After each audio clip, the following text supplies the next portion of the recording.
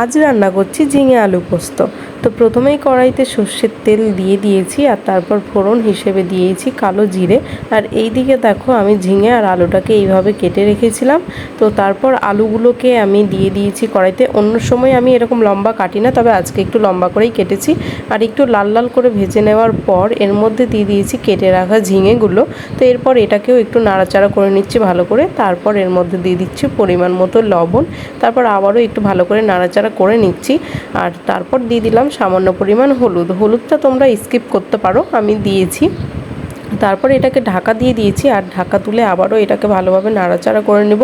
আর এর থেকে দেখো একটু জলও ছেড়েছে। তারপর পেস্ট করে রাখা কাঁচা লঙ্কা, টমেটো, পোস্তটা দিয়ে আমি খুব ভালো করে নাড়াচাড়া করে একটু ঢাকা দিয়ে দিয়েছি। ঢাকা তুলে আবার দেখিয়েছি জলটা অনেকটা শুকিয়ে গেছে।